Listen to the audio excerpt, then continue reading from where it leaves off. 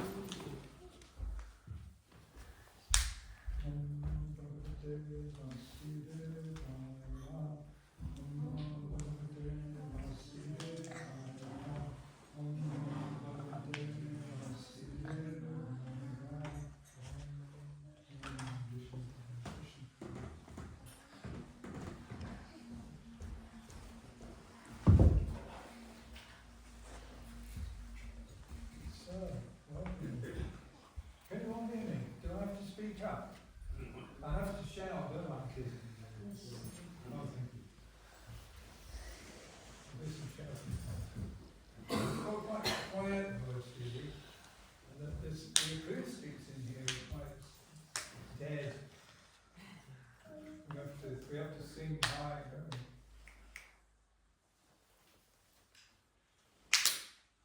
So, I wanted to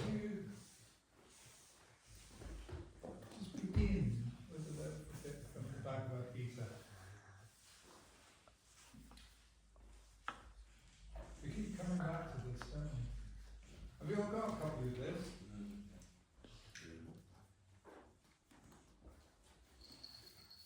I think you've been around a bit, haven't you? Is there anybody new here tonight? Apart from me? No, you've been coming a while. Yes? You're here for the first time. Yes. Welcome.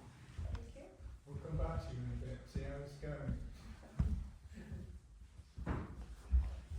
Oh no, need respect. Definitely need specs.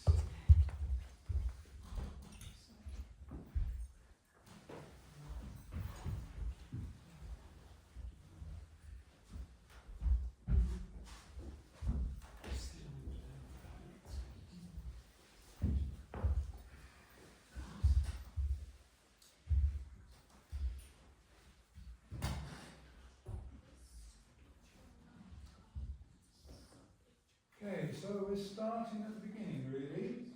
Chapter 2.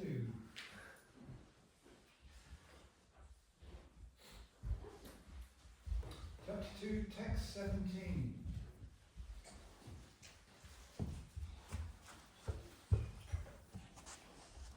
Avinasi tu tad vidi, yena savam idam yatam, vinasham ayayasyata.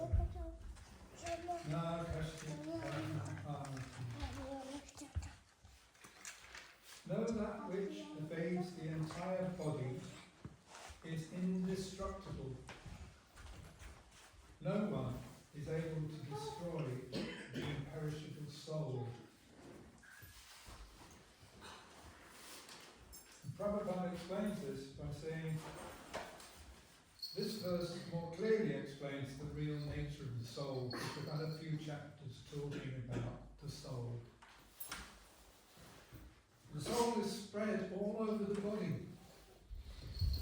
Anyone can understand what is spread all over the body.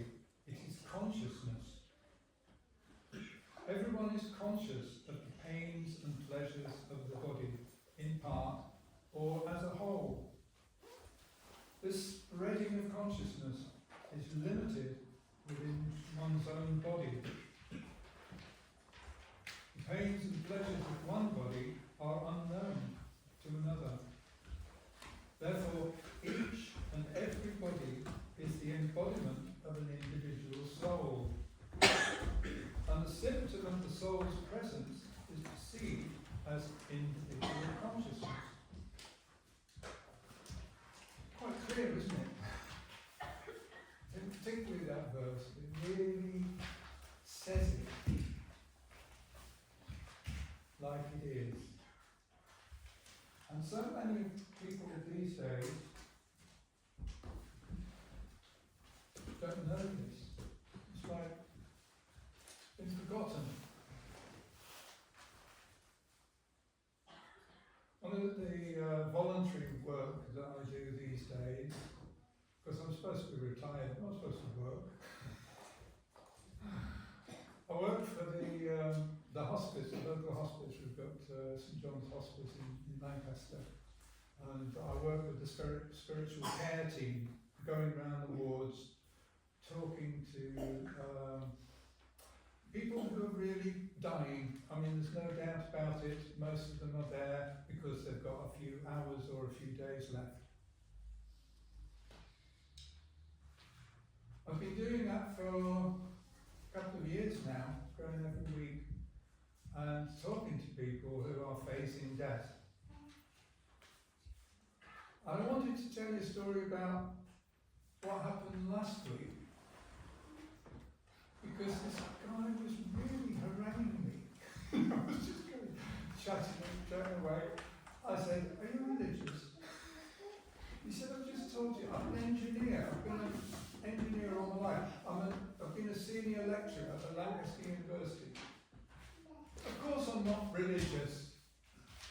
God doesn't exist." And he said to me, anybody who's logical, who's got a logical frame of mind, has got to know that God doesn't exist.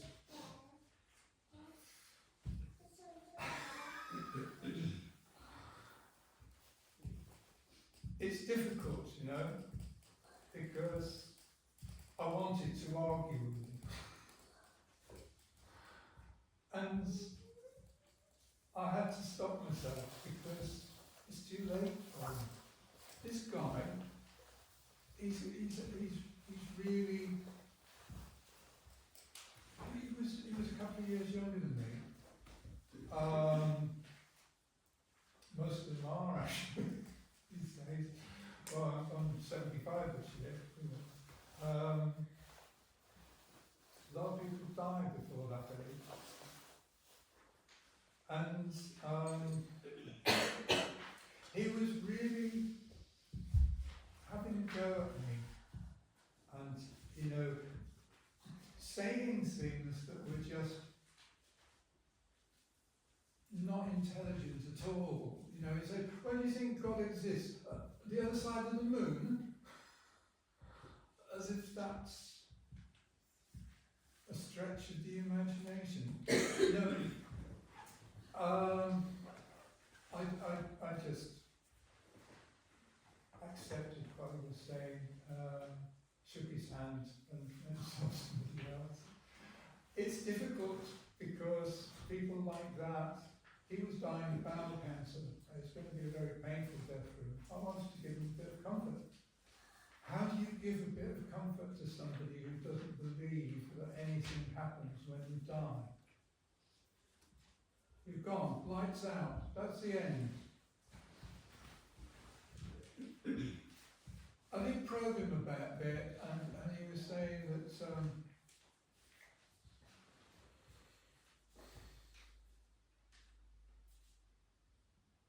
I'm not looking forward to dying because I've had a good life.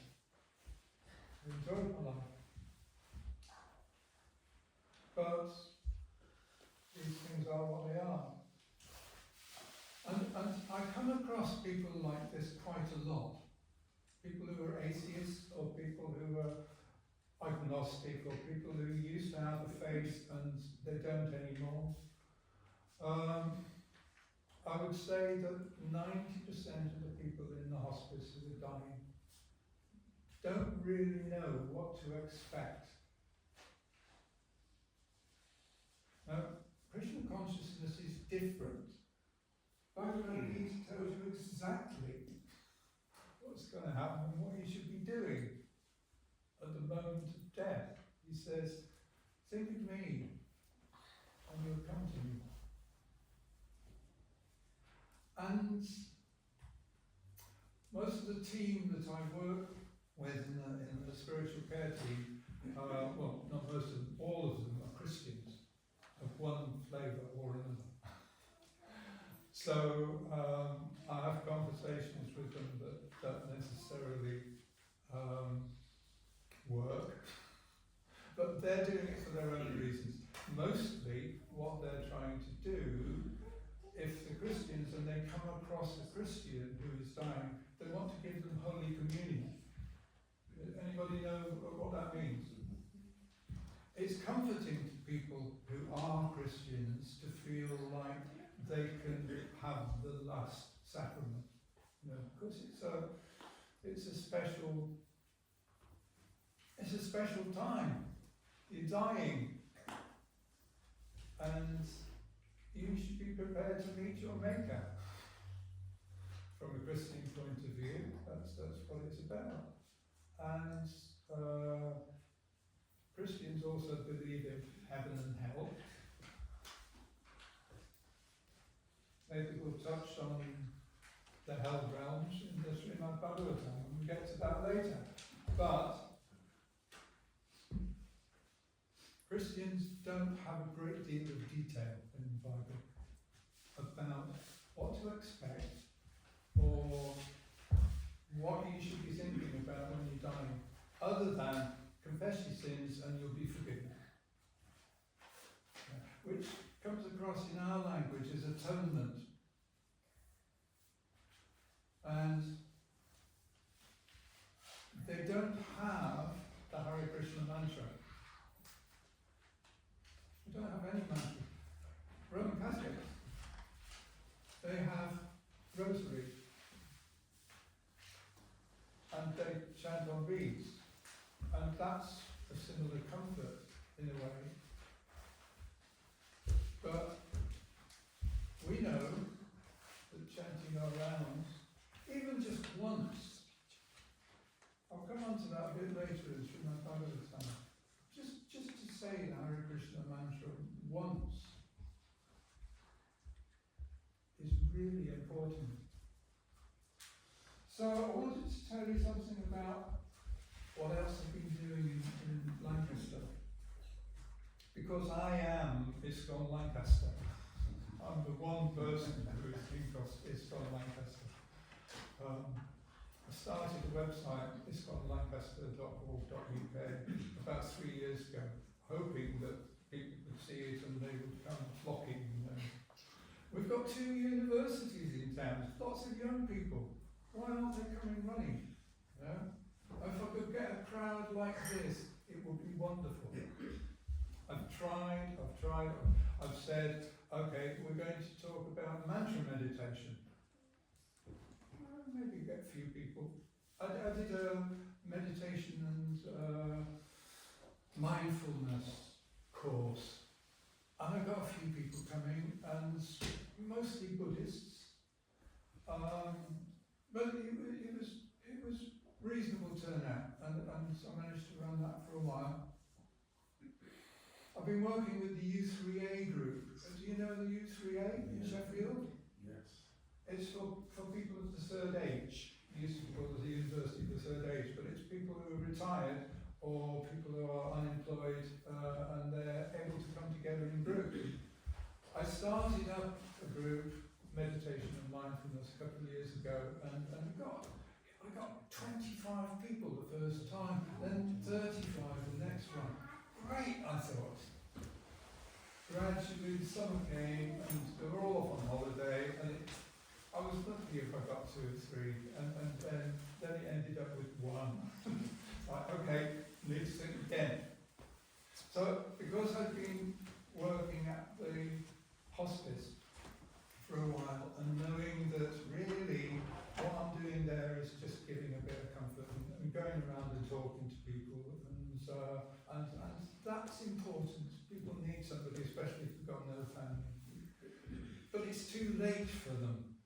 You're not going to really, well, I'm not allowed to teach them how to chant Hare Krishna mantra. No, my team would not allow it. But I can talk to them, and it's useful for some people. But what I started with the U3A group, because they're not at that stage yet. U3A people are the right age, 60, 70, getting on. We need to think about what happens when we die. I started up a group called Happy Endings.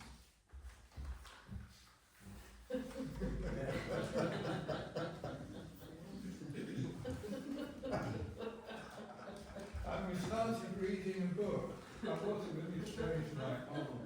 A book which was written by a doctor, talking about end-of-life experiences, near-death experiences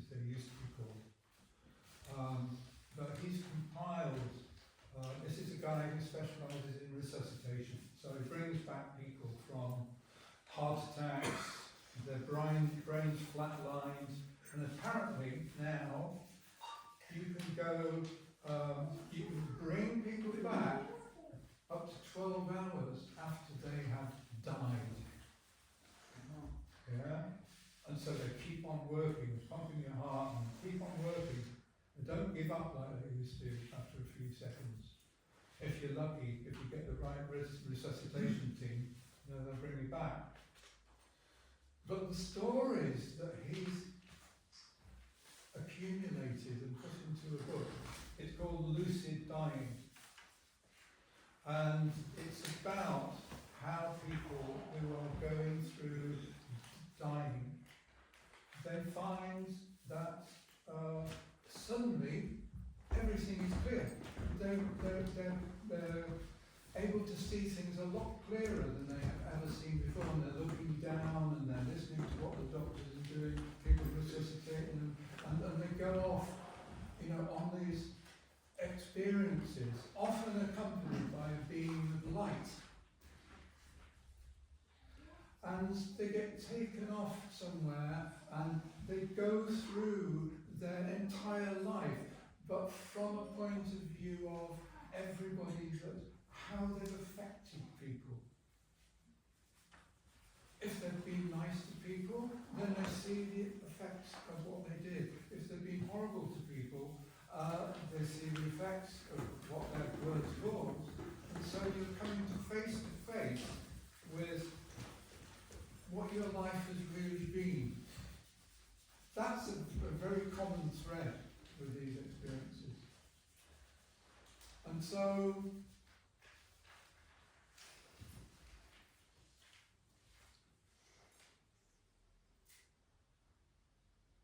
sorry, I'm getting dry. So occasionally I mention this to people who are in the process of dying. And very occasionally I'll get them interested in it. I've had a few who have really, okay, tell me about it. I want to hear it next time. Next time you come, bring it to me. I want to hear it. The group that I run at U3A, we've been meeting for about 18 months, and we're on to our second or third book about this sort of experience. There's a lot that's been written. And these are people who are not, some of them are Christians, but others are not believers in anything, but it really makes a difference to thinking about how they should approach dying, to get a sense of what it is like. So that's another thing I've been doing. Keep myself busy. I started last year. I wrote a book. It took me ages. I always write things down. I'm a writer. I've written several books. But I wrote a book called Intentionology. And I took it along to the Easter retreat last year. Last Easter. There's another one coming. They didn't meet to the Easter retreat. It's called the Rice Retreat. And it was in Nottingham last year. And it's in Nottingham again this year. 400 devotees spent the weekend together, chanting, dancing, hearing tales. Really good weekend. So I took 20 copies, and I showed Peshwa, his great Peshwa Swami, who I think has been here recently, and Krita Moya Das. Anybody know Krita Moya? They were very supportive. I only took 20 copies, and I wish I'd taken 5 times as many because I could have given them out to people. But I wrote this book to present the scientific thinking of the Bhagavad Gita, specifically about the subtle body, the mind, the intelligence, and the false ego in a way that didn't begin from religious belief. Is anybody aware of the Bhaktivedanta Institute? Yeah? something that Srila Prabhupada initiated long ago. Mostly operates out of American universities, academic people. But it was, Srila Prabhupada wanted to make sure that Krishna consciousness was seen as a science and not just as another religion. And I feel sometimes that we make the mistake of treating Krishna consciousness as a religion. Because a lot of people these days are switched off by religion. They don't want to talk about religion. They don't know how to talk about religion. So I'm all about opening out to ways of communicating that make people realise that actually the subtle body, the mind, the intelligence and the false ego are real. They're part of our bodies. That bit that I read out in Bhagavad Gita, and there's an extract here from a talk given by Srila Prabhupada about this text on August 23rd, 1973, a long time ago in London. He says, so death means when this body is lost, the gross body, the soul remains in the subtle body, the intelligence, the mind and the ego. That subtle body carries him to another body. But those who are not intelligent, they do not understand what is the subtle body, although it's clearly said subtle body means mind, and the bit we read, it means that mind is all over consciousness. Consciousness pervades the body. You've got mind, intelligence, everyone knows. But these rascals, because they can't see mind and intelligence, they think this man is gone, dead. This is what my friend in the hospice was thinking. Convinced, absolutely convinced by his scientific knowledge that once the man is gone, he's dead. Mind, intelligence, everyone knows he has mind. He says, I know you have got your mind, I have got my mind, you have got intelligence, I have got intelligence. So, I wrote this book, Intentionology, all about the scientific way of presenting this without face.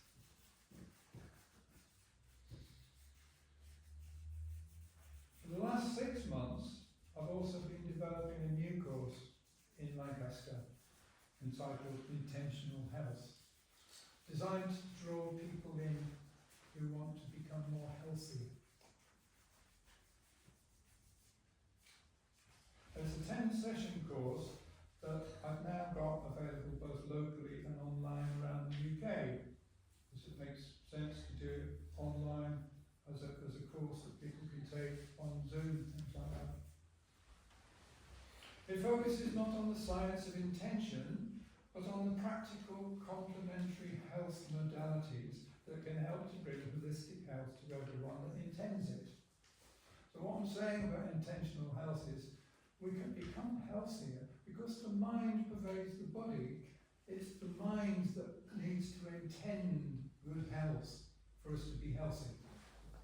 If our mind is thinking is all over the place, we're not focusing on our health, we're not trying to become healthier, then what's going to happen to us? It's pure luck whether you survive or not. So intentional health,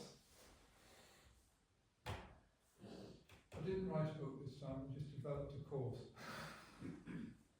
But what it did was bring people to me in a session like this, because, and it's mostly women who are attracted to health, healthy living, healthy eating. I start off talking about nutrition, what's good nutrition, and of course I introduce how we all ought to offer our food to Krishna. That's the best way of eating. Don't eat anything that we haven't first offered to Krishna, which means you could only eat vegetarian food. So I hit them straight away with some spirituality. And the whole course is designed, because it's holistic health, it's physical health, it's emotional health, it's mental health, and it's spiritual health. And therefore, I can introduce Krishna consciousness as part of a health course. And when I get round to teaching them about the mala, I get them to make their own mala and to learn the Hare Krishna mantra. By that time, they've understood what we're doing. And they're not thinking of it as a religious thing anymore. They're thinking of it about something that helps their health. Because how are you going to become spiritually healthy if you're not using some tools that have been tried and tested and recommended by Sri Chaitanya Mahaprabhu? He came, there he is, Panchatattva. Did anybody do the Gaura Purnima this week? Last week? Yeah. Gaura Purnima, the fasting day for a whole day, and then a big celebration at the moment. Gaura Purnima is the day when Lord Chaitanya came into the world, which is Krishna. Lord Chaitanya is Krishna. He came 500 years ago. It's not that long ago. And yet, because it was in India, and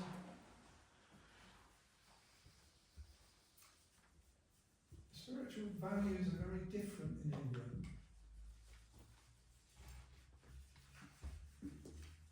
People are brought up to it. And in this country as well, a lot of our temples are supported by people who've come from India originally. Their families have come from India originally. But it makes no difference what sort of body you've got. It's got nothing to do with your body or where your body was born. Or, people mistake this. They think, I'm this body. I'm, when I die, and I have to take care of my body. But you also have to take care of your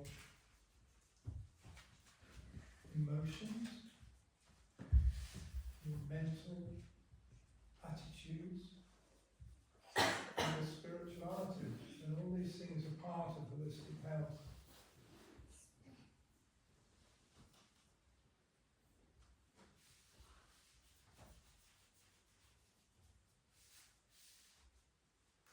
So Lord Chaitanya predicted that a time would come when every town and every village would be ready to hear the mantra Hare Krishna, Krishna Krishna, Hare Hare, Hare Rama, Rama Rama, Hare Hare.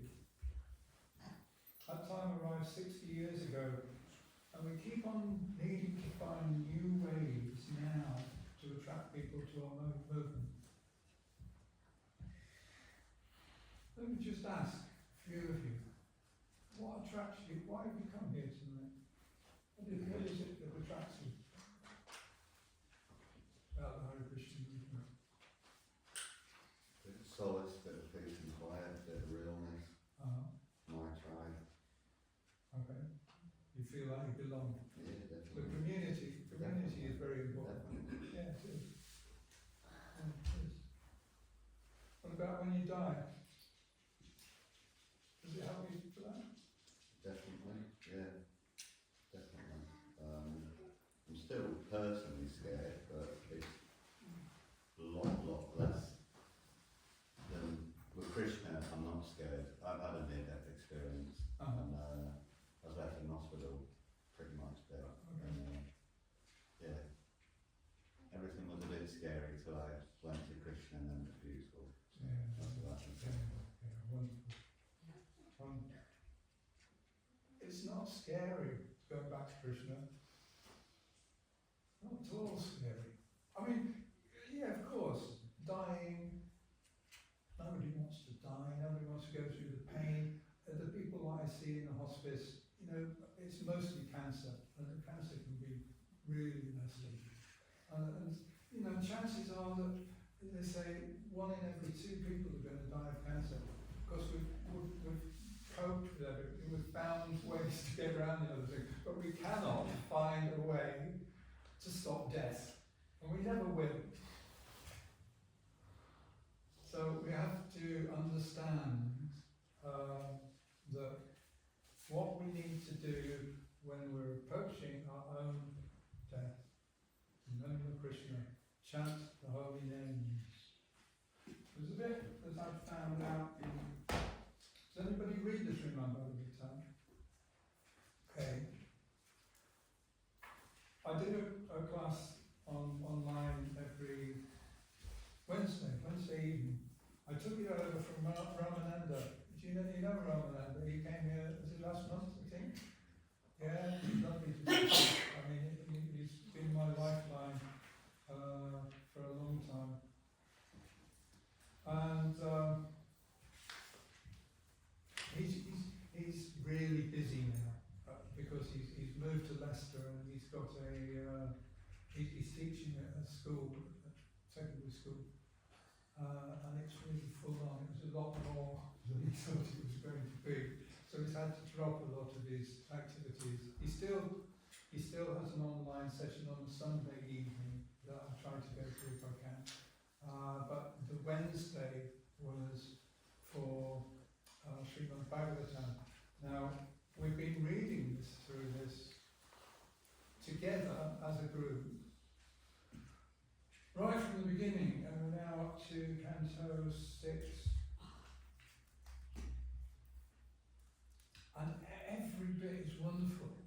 You keep unfolding another canto, and you've got all sorts of new things that you haven't seen. Of course, it's all saying the same thing, but in different ways, and different stories, and different personalities, and different ways, and different teachings you keep on meeting. There was a bit here that I read last week. If anybody wants to join our group, by the way, I brought a sheet for anybody to sign. It's done through a WhatsApp group, so if you want to join in at any time, you can join us. We just get together online on Zoom, and we have an hour on the Wednesday evening. So if anybody's interested in doing that, let me know and I'll add you to the WhatsApp group. This one is one that we read last week. This is Canto 6, Chapter 2, verse 19.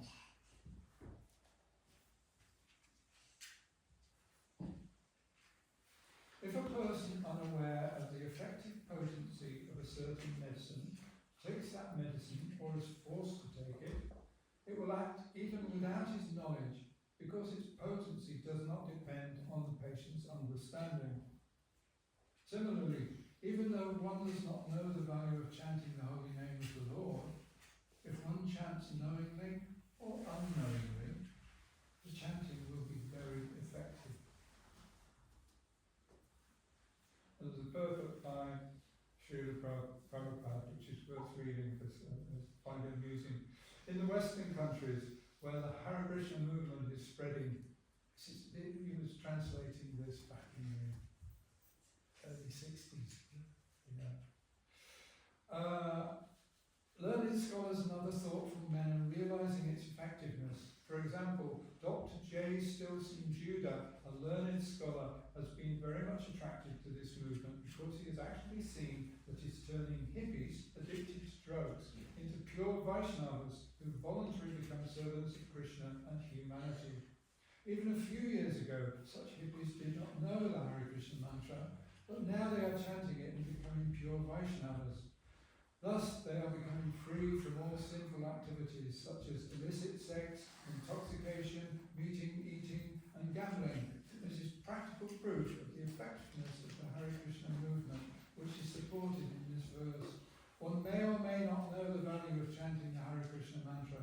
if one somehow or other chants it, it will immediately be purified, just as one who takes a potent medicine will feel its effects, regardless of whether he takes it knowingly or unknowingly. So nothing's changed really since the 60s.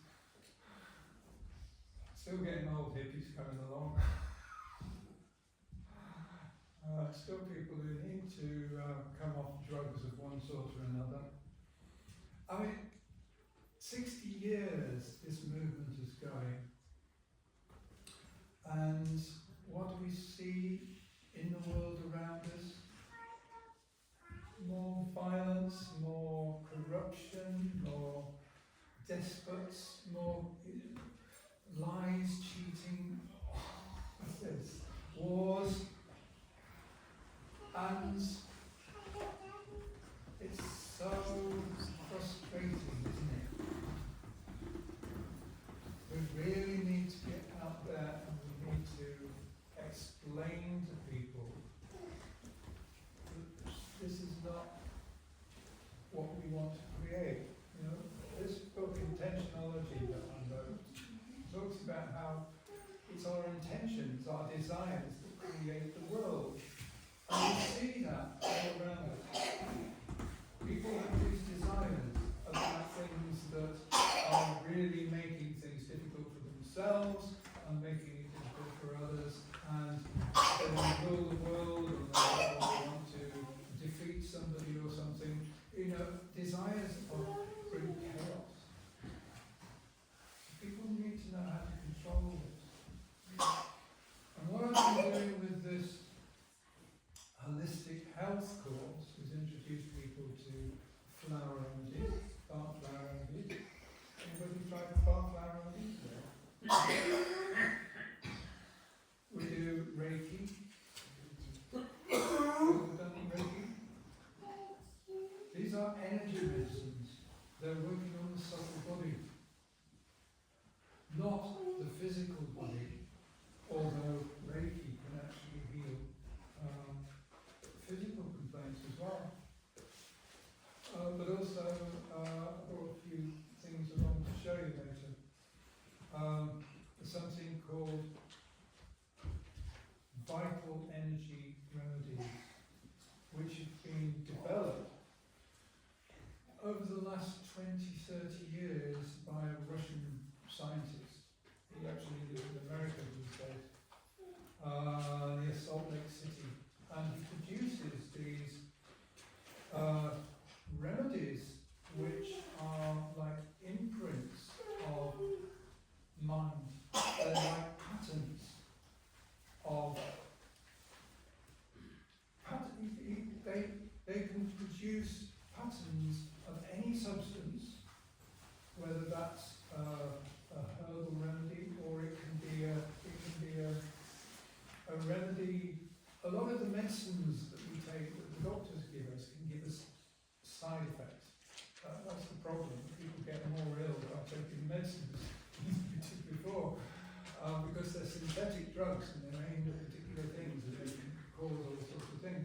But what they can do with these subtle remedies is that they can take the imprint, the subtle energy imprint of those substances, and put it into a form in which it can't possibly give any side effects.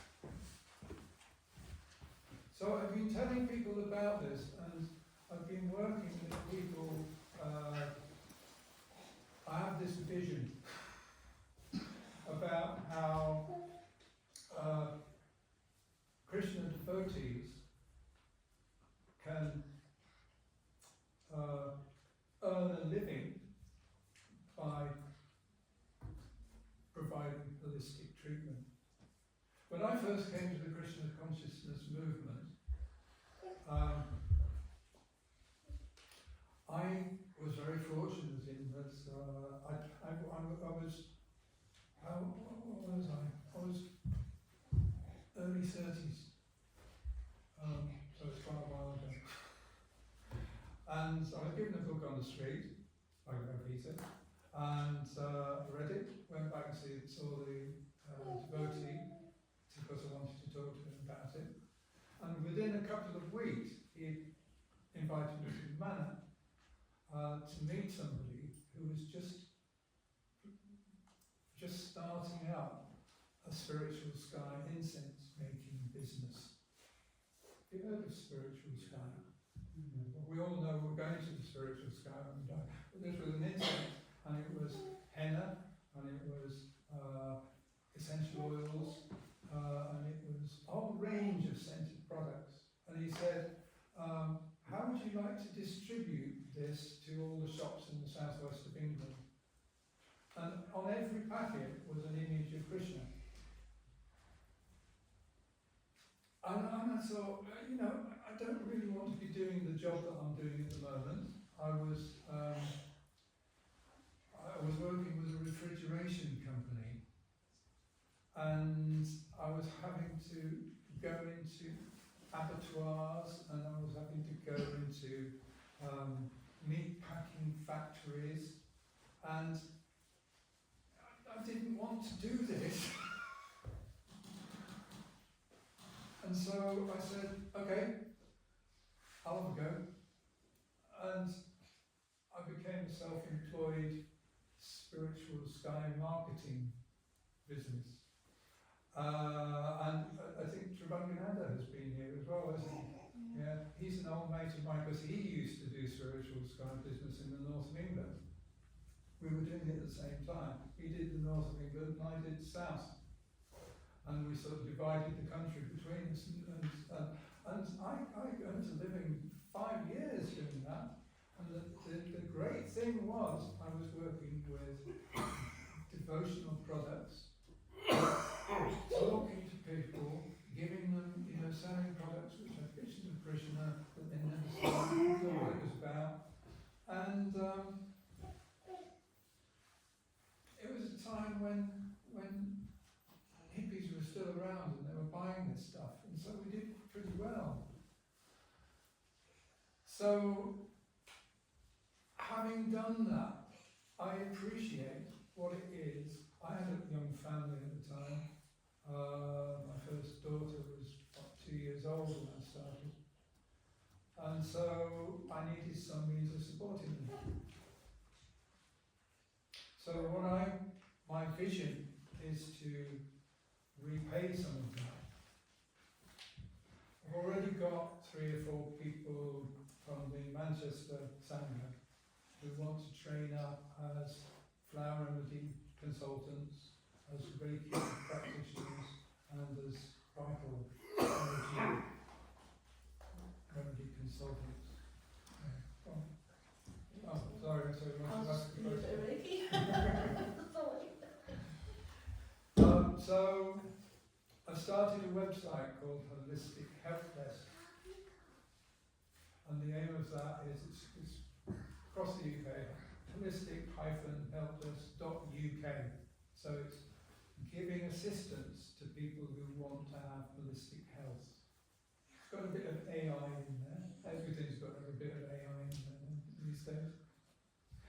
And it's a way for people to reach practitioners and learn about holistic remedies and holistic treatments that can help them. A lot of people don't know where to go. They don't know what to do apart from going to the doctor to get better. So I'm looking to find people who really want to do something, earn a living, or do it as a side hustle. That's what they call it these days, isn't it? Do a side hustle. As well as doing a job, you do something on the side to bring a bit more money in. So this is what I've been working on, really. I'm covering a lot of ground, but it's like, what I'm realising is that we've got to up our game as devotees. There is an opportunity. I went to it was a weekend event that I went to in Lancaster Golf Club or something a couple of months ago. Lots of holistic practitioners were there.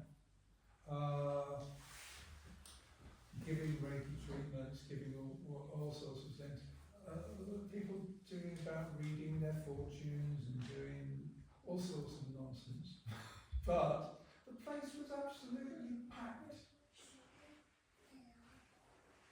Mostly women who want to and have got open minds and want to learn about what they can do to make themselves better. So, you know, why aren't the devotees here chanting Hare Krishna, introducing people to Hare Krishna? There's an opportunity, we need to grab these opportunities, you know, what's happening, what are people interested in at the moment? And find ways to talk to them and be with them and bring Krishna to them. What do you think? Yeah. Yeah? Do you know soursop? Do I understand? Soursop. What's that? Soursop. It's a fruit. Okay. It's like a health remedy. Okay. The Buddhist, it might be a Hindu thing, but it's a fruit. It's for the liver. Okay. It's to help the liver. A bit like kombucha. Have you heard of Oh, kombucha? kombucha. Yeah, so. Yeah, these all these things that are what are they called? Well, if you're talking about and instead of people taking drugs that are toxic, that can have a side effect, this could help. Yeah, trouble with kombucha is it can be a bit alcoholic. Yeah, it can be, but it's also, but it doesn't have to be, does it? No, it doesn't. And it's looking for these things, isn't it? It's keeping an open mind and seeing, okay, what can be useful. I look at this because what I found in trying to talk to people in Lancaster, and Lancaster's quite a small place. You know, it's not as big as Sheffield. And you think of how many people there are in Sheffield. Why have we got 20, 30? Why haven't we got 500? Why haven't we got 1,000? Lord Chaitanya, when he came, he saw a time when there would be that. He created it, he went out and created it in India, in Bengal. He went everywhere telling people, spreading it, and people followed him. Now, we can't do that here. We can go out doing Sankirtan, and we can go out chanting, and we can put bookstores up. But I think the time has come where we need to do more than that. We need to find ways of informing people that actually their science is old. What they've been, we're all conditioned souls.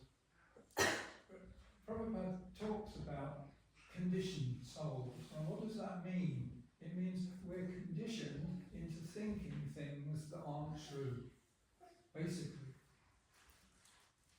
And we've all been conditioned by going to school in the Western world, where this culture is just atheistic. The science is 100 years out of date. We should be talking about quantum physics. Quantum physics has got the answers to it's in my book. I'm not going to go through the whole thing, but the point is that the science, if you really read these books, Bhagavad Gita, Srimad Bhagavatam, takes you a while, but the point is, we've got the information here. It's been around for 5,000 years and more. But our culture is one that has suppressed it and has just fed us, spoon-fed us, a culture that is atheistic and is completely untrue. And it doesn't prepare anybody. It fills our hospices with people who are hopeless, feeling hopeless. We were told by adverts that we should have 10 meals a day, it should be this. It's not really like that. It's not really like that. Yeah, or what we should be, if we don't live this way, we're told we should to consume more. when we don't really need to. Yeah, we need to make our economy grow. We need to buy more money, buy more things. We need to earn more. It's a vicious cycle. You know, politicians are just not getting us anywhere, and just making war. And it's time that we stood up and said, sorry, don't want to do this anymore. We want to chant Hare Krishna. It makes sense. It makes sense. It's logic. You know, I want to go back to that man who harangued me in the hospice, and people like him say, you need to update your science, mate, but you need to do it before he's on his deathbed, because it's too late for him at that stage. But people need to be educated, and it's all here in these books. I've said my piece. Maybe you can give us a quick synopsis about your book, like the major points.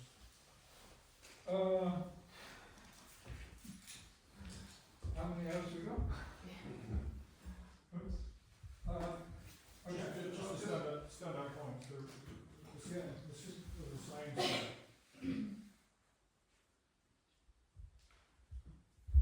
That's my book. Intentionology.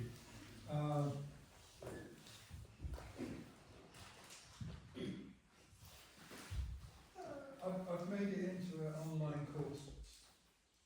That's the best way I've got of, you know, because okay, I've gone into, there's a whole section about quantum physics. It starts off talking about where we started here, talking about the subtle body, and there's a whole section by other authors, you know, other people have written books about subtle body and what does that mean, and so there's quite a lot in there about it. I've also included, there's a guy, an American guy, called Fagin, what's his name? Federico Fagin. And he's an American physicist. He was actually the man who invented the microchip. He wrote another book called Silicon. So he's talking about how we are quantum beings, and that what we really need to understand is the quantum. What does that mean? It means that we're subtle bodies. It means that we're indestructible. The old science is classical physics, and there's no free will in classical physics. It's what happens with matter. It's what happens with matter. Whereas what happens with human beings and all other beings is that they have free will. They make choices, and because they make choices, things happen. So I have this thing about, you know, we start with intention, or we start with a desire, we then have an intention, and then we have actions. Our actions are as a result of what we intended to do because we had a desire about it. And that's the way it works for everybody, whether they're aware of it or not. You have to want to do something. That's what I mean by intention. And intentionology just means it's the science of intention. In the classical myth that we're told by our schools, what causes things in this world, in this universe? Atoms, elements, molecules, matter. And so that by chance, by accident, some of those random things that have happened, according to science, is that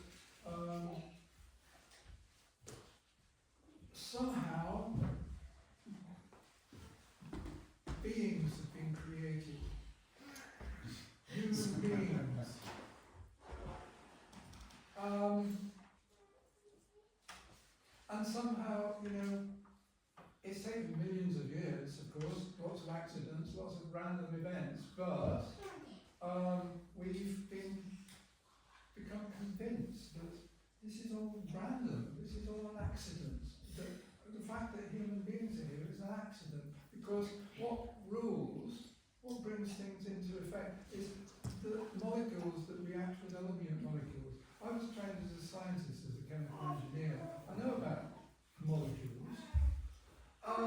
They don't have any intelligence. They just react. But what does have intelligence is beings, living beings, and it's a subtle thing. It's associated with the subtle body. So that's a little bit of what's in there. Start with the science question. Have you heard of panpsychism? It's the concept Panpsychism. everything is conscious, even down to a potentially molecular level. I don't know. I've been looking into that. I've always wondered at what point is something conscious, a conscious being. That's a really difficult question. Panpsychism sort of includes, well, if everything is consciousness, then this floor is conscious, Yeah. or this To a degree, yeah. glass of water is conscious, which is just rubbish, isn't it? Everybody knows that rubbish. But that's what panpsychism, everything is conscious. Yeah. But actually, no, it's beings. It's beings that are conscious, have consciousness. So is consciousness free will? We talk about it in intention. Well, we have free will because we're quantum beings. Classical science doesn't have free will, it just responds. You know, in the world of atoms and molecules, things just respond. They don't have choices. But the point that quantum mechanics came up with back in the early 20th century was that you don't have anything. Quantum is just a probability that something might happen. But it only happens if you have an observer present. The observer actually changes, decides what they're going to examine. So if they're observing something, they treat this as a molecule, they treat this as an electron, or they treat it as a wave. You know, it's a particle or it's a wave, and you can't do both. So quantum mechanics arose as the fact that observers are present, that people, consciousness, whatever you want to think of it, consciousness has to be there for action to happen. And that's really what I'm saying in this intentionality. We've got it the wrong way round. We need to start thinking that actually matter, physics, chemistry, it's not important. What's important is people. People with minds. And they're the ones that actually got control over this world. And if you train yourself in the right way to stop having desires for things that cause chaos, just the way that Srila Prabhupada introduced to us, you know, we've got to give up these things, the illicit sex, gambling, intoxication. Best thing I ever did. My life would have been completely wrecked if I hadn't given up those things. And you're probably saying the same for yourself, looking back. We're so fortunate that we've come across these teachings and that we've been able to follow them.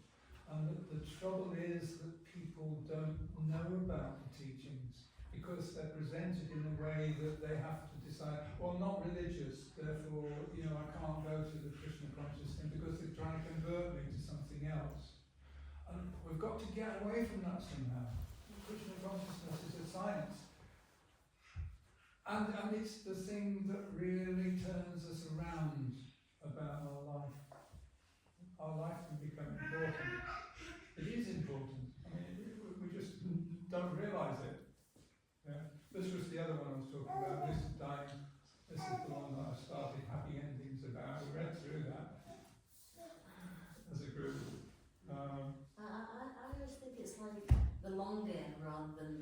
short-term pleasures, you know. And it's the long game that brings value to your life and quality. But it's surprising how quickly you can take to it. You know, when I look back and you know how I was one of the fortunate people who was looking. So when I got given the Bhagavad Gita, I read it. The trouble is a lot of people don't, it just sticks on the shelf. You know, people have got filled.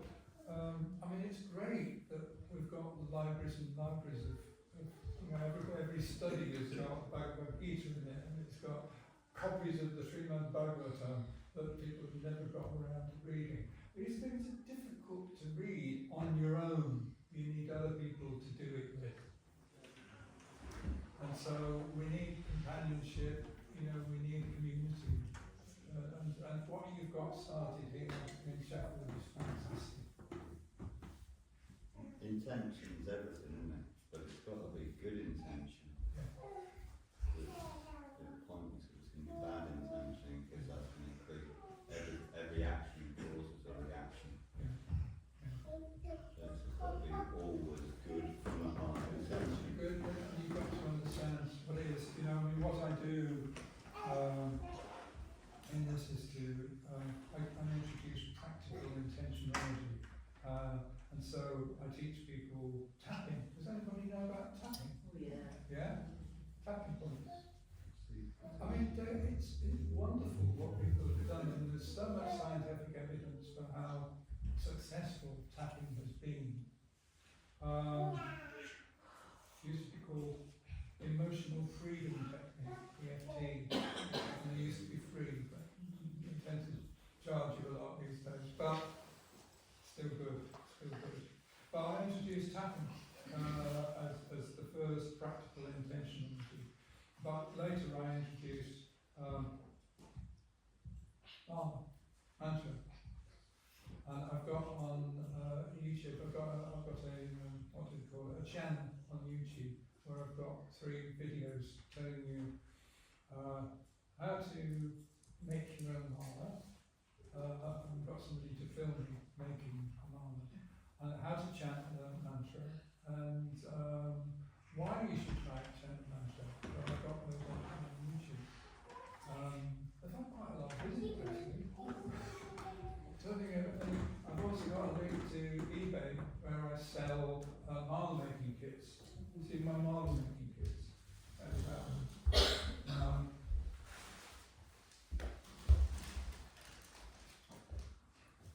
There's a bag of 5 of them. What I do is, I've got bags, easy to get bags.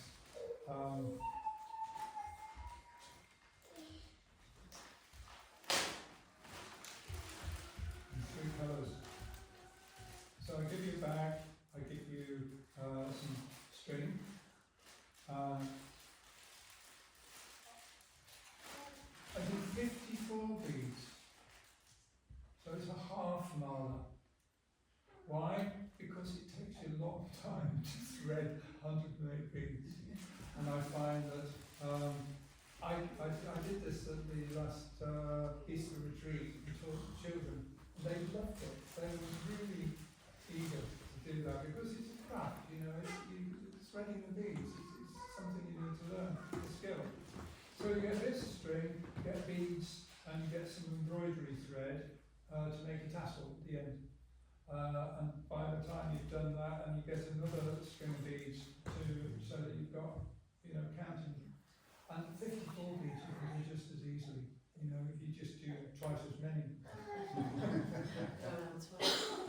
But it doesn't take you as long.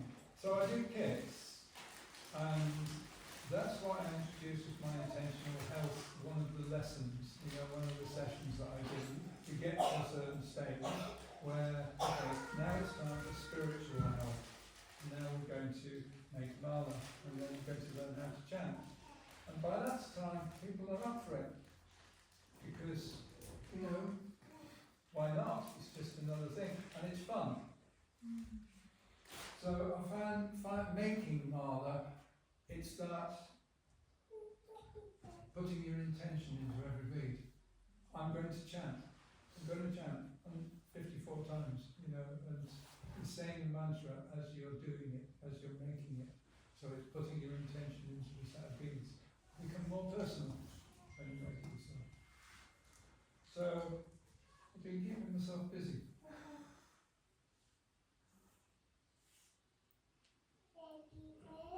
I think it's probably time for another kirtan. What do you say? Yeah. Thank you for your time anyway. Indeed.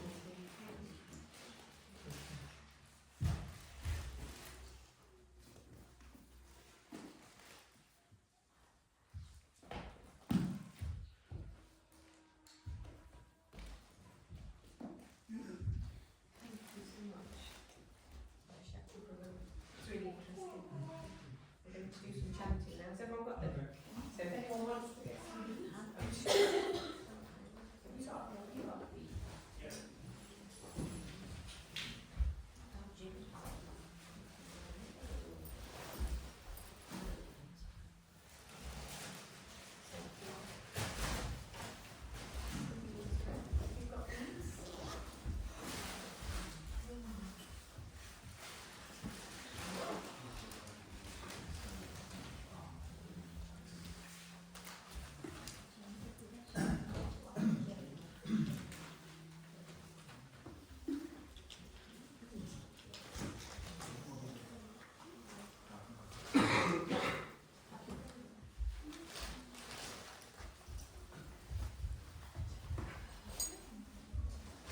So you're all quite familiar with the breathing technique. So we're going to try a slightly different one this week. From this one. So we've been doing the long breath, the long inhale and exhale. So we're going to try some alternate nostril breath. So this is really good for balancing the left and the right hemispheres of the brain. So it can really, it's a really, really good technique just to calm, when you feel like your nervous system is feeling a little bit wild. Yeah, this is a really good breathing technique. It's a really nice one to do first thing in the morning. Okay, so what we're going to do is we're going to hold the left nostril. We're going to inhale through the left nostril, holding the right nostril, okay, and then we're going to exhale through the right, holding the left. So you're blocking the nostril that you're not breathing through, okay, so it's inhale left, exhale right. Okay, so if you kind of use your thumb and your first finger, it's a bit easier then because you can just move it, you don't have to keep putting your hand down. So it's inhale left, exhale right. Okay, so we're going to bring the count in. Now the important thing is keeping the balance right on each side. So we're going to, with the inhale for 4 and then the exhale for 4 on the same side. If that's too much, you can do 2, inhale for 2, so it's for a count of 2, so whatever your count is. Or if you feel like you want to go up to 6, you know, if you feel like you can extend that breath, but just keep it the same on each side, okay? So we'll just do that for a minute, and then we're going to bring in a hold of breath. So just closing the eyes, we're going to focus at the third eye point between the eyebrows. We're going to cover the right nostril, inhaling for 4 through the left, and then hold the left, exhale for 4 through the right. Inhale left, exhale right. Inhale left. Exhale right. Inhale left. exhale right. Inhale left. Exhale right. Inhale left. Exhale right. Inhale left. Now hold both nostrils for 2. Exhale right. Inhale left. Hold. Exhale right. Inhale left. Hold. Exhale right. Inhale left.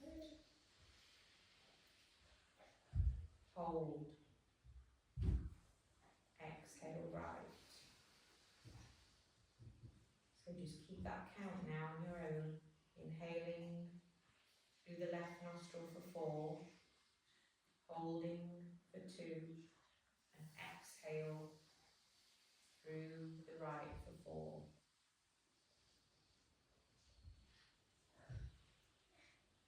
Keeping the focus at the third eye point between the eyebrows.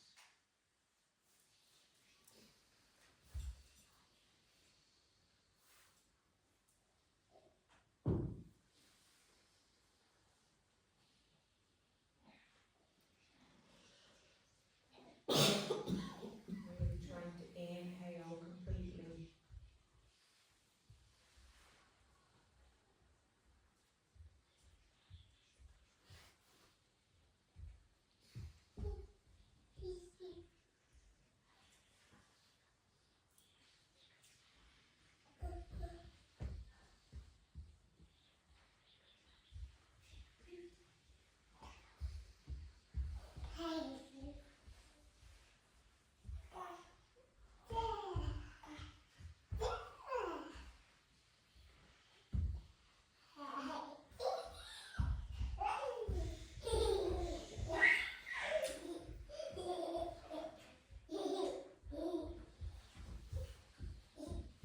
Last minute now, I'm going to try and take that breath a little bit deeper.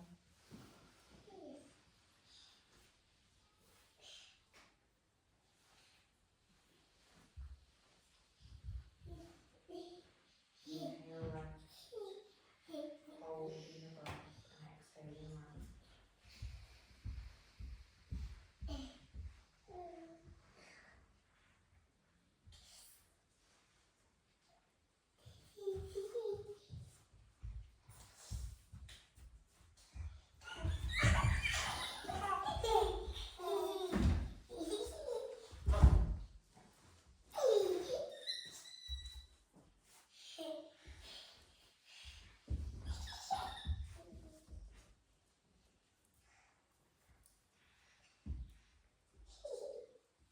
So inhaling now through both nostrils.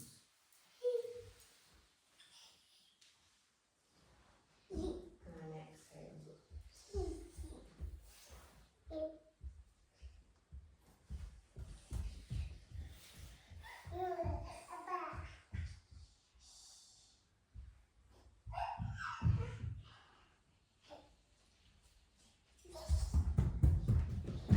Here's your beads. We'll start with Hare Krishna Sheffield. Hare Krishna, Hare Krishna, Hare Rama, Rama Hare Hare. Hare Krishna, Krishna Krishna, Hare Hare. Hare Rama, Rama Hare Hare. Hare Krishna, Krishna Krishna, Hare Hare. Hare Rama, Rama Hare Hare. Hare Krishna, Krishna Krishna, Hare Hare. Hare Rama, Rama Hare Hare. Hare Krishna, Krishna Krishna, Hare Hare. Hare Rama, Rama Hare Hare. Hare Krishna,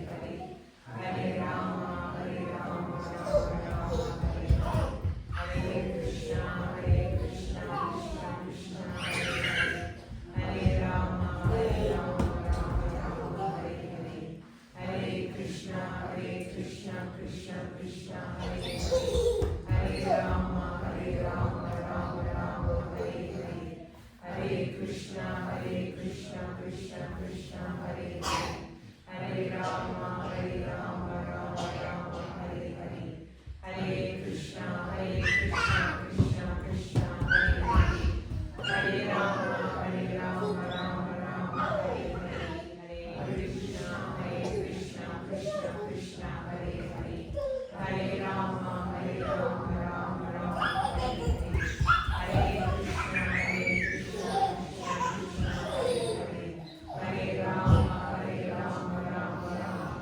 Hare, Hare Krishna,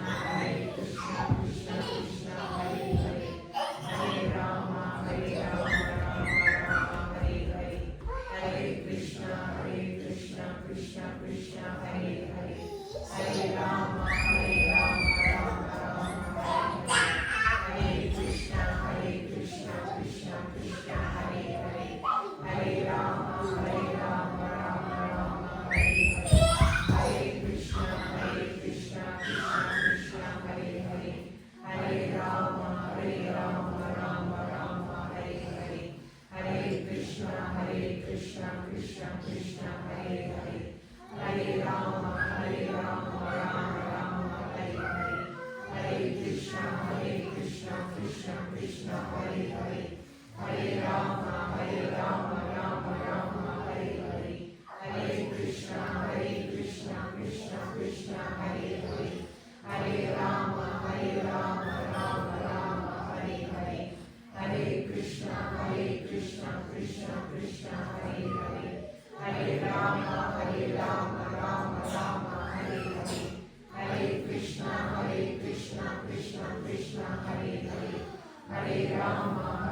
Rama, Rama Hare Hare, Hare Krishna, Krishna Krishna, Hare Hare, Hare Rama,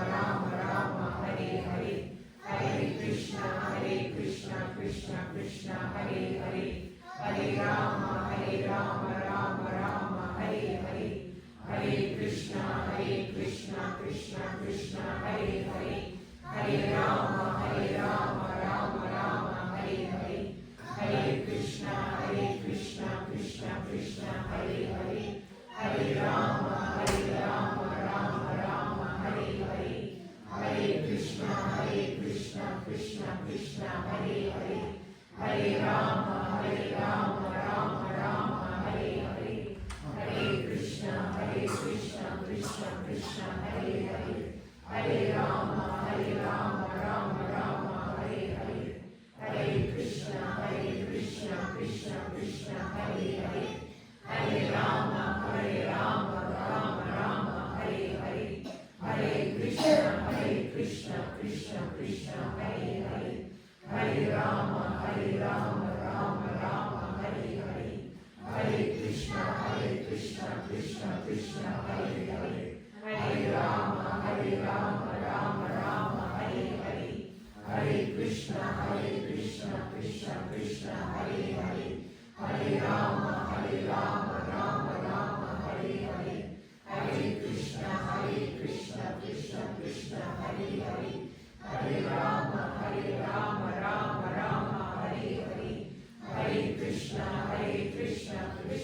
Krishna Hare Hare, Hare Rama, Rama Hare Hare, Hare Krishna, Krishna Hare Hare, Hare Rama, Rama Hare Hare, Hare Krishna, Krishna Hare Hare, Hare Rama, Rama Hare Hare, Hare Krishna, Krishna Hare Hare, Hare Rama, Rama Hare Hare, Hare Krishna, Krishna Hare Hare, Hare Rama, Rama Hare Hare, Hare Krishna, Krishna Hare Hare, Hare Rama, Rama Hare Hare, Hare Krishna, Krishna Hare Hare, Hare Rama, Rama Hare Hare, Hare Krishna, Krishna Hare Hare, Hare Rama, Rama Hare Hare, Hare Krishna, Krishna Hare Hare, Hare Rama,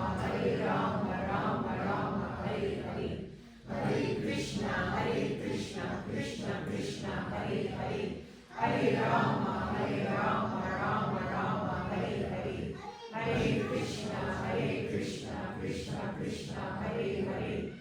Hare Rama, Hare Rama, Rama Rama, Hare Hare. Hare Krishna, Krishna Krishna, Hare Hare. Hare Rama, Rama Rama, Hare Hare. Hare Krishna, Krishna Krishna, Hare Hare. Hare Rama, Rama Rama, Hare Hare. Hare Krishna, Krishna Krishna, Hare Hare. Hare Rama, Rama Rama, Hare Hare. Hare Krishna, Krishna Krishna, Hare Hare. Hare Rama, Rama Rama, Hare Hare. Hare Krishna, Krishna Krishna, Hare Hare. Hare Rama, Rama Rama, Hare Hare. Hare Krishna, Krishna Krishna, Hare Hare. Hare Rama, Rama Rama, Hare Hare. Hare Krishna, Krishna Krishna, Hare Hare. Hare Rama, Rama Rama, Hare Hare.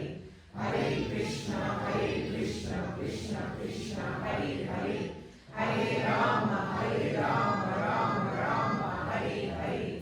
Hare Krishna, Krishna Krishna, Hare Hare. Hare Rama, Rama Rama, Hare Hare. Hare Krishna, Krishna Krishna, Hare Hare. Hare Rama, Rama Rama, Hare Hare. Hare Krishna, Krishna Krishna, Hare Hare. Hare Rama, Rama Rama, Hare Hare. Hare Krishna, Krishna Krishna, Hare Hare. Hare Rama, Rama Rama, Hare Hare. Hare Krishna, Krishna Krishna, Hare Hare. Hare Rama, Rama Rama, Hare Hare. Hare Krishna, Krishna Krishna, Hare Hare. Hare Rama, Rama Rama, Hare Hare. Hare Krishna, Krishna Krishna, Hare Hare.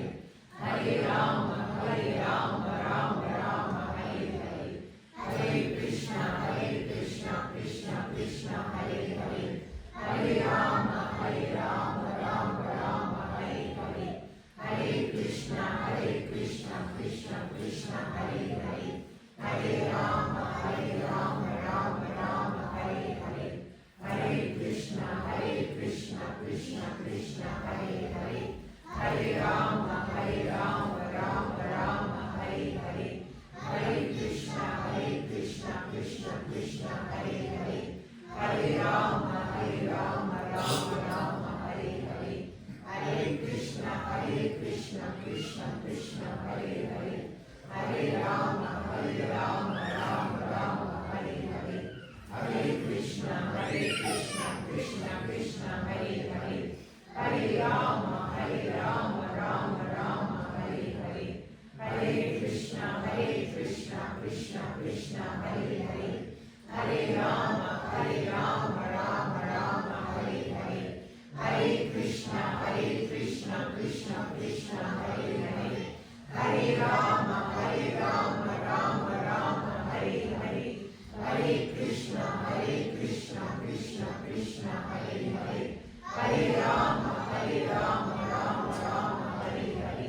Hare Krishna, Krishna Krishna, Hare Hare. Hare Rama, Rama Rama, Hare Hare. Hare Krishna, Krishna Krishna, Hare Hare. Hare Rama, Rama Rama, Hare Hare. Hare Krishna, Krishna Krishna, Hare Hare. Hare Rama, Rama Rama, Hare Hare. Hare Krishna, Krishna Krishna, Hare Hare. Hare Rama, Rama Rama, Hare Hare. Hare Krishna, Krishna Krishna, Hare Hare. Hare Rama, Rama Rama, Hare Hare. Hare Krishna, Krishna Krishna, Hare Hare. Hare Rama, Rama Rama, Hare Hare. Hare Krishna, Krishna Krishna, Hare Hare. Hare Rama, Rama Rama, Hare Hare. Hare Krishna, Krishna Krishna, Hare Hare. Hare Rama, Rama Rama, Hare Hare.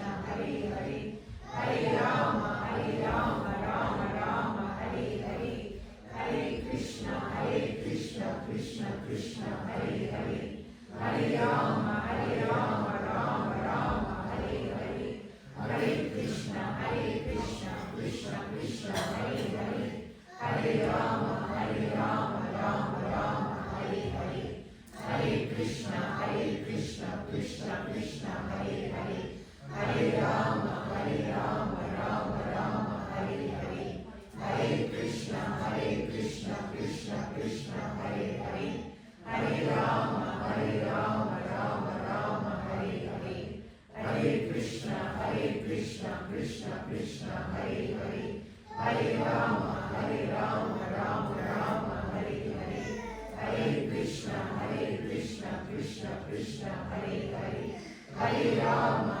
Rama Rama, Hare Hare, Hare Krishna, Krishna Krishna, Hare Hare, Hare Rama, Rama Rama, Hare Hare, Hare Krishna, Krishna Krishna, Hare Hare, Hare Rama, Rama Rama, Hare Hare, Hare Krishna, Krishna Krishna, Hare Hare, Hare Rama, Rama Rama, Hare Hare, Hare Krishna, Krishna Hare Hare, Hare Rama, Rama Rama, Hare Hare, Hare Krishna, Krishna, Hare Hare, Hare Rama, Rama Rama, Hare Hare, Hare Krishna, Krishna, Hare Hare, Hare Rama, Rama Rama, Hare Hare, Hare Krishna, Krishna, Hare Hare, Hare Rama, Rama Rama, Hare Hare,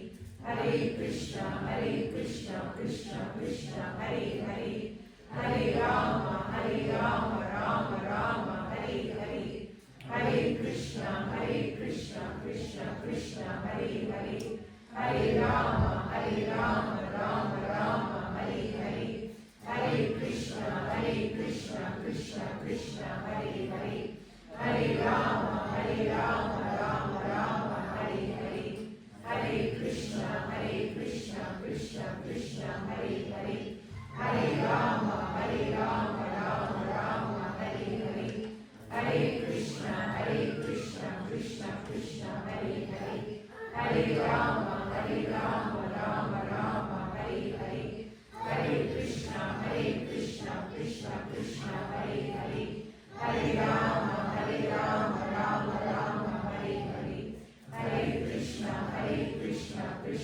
Krishna, Hare Hare, Hare Rama, Rama Rama, Hare Hare, Hare Krishna, Krishna, Hare Hare, Hare Rama, Rama Rama, Hare Hare, Hare Krishna, Krishna, Hare Hare, Hare Rama, Rama Rama, Hare Hare, Hare Krishna, Krishna, Hare Hare,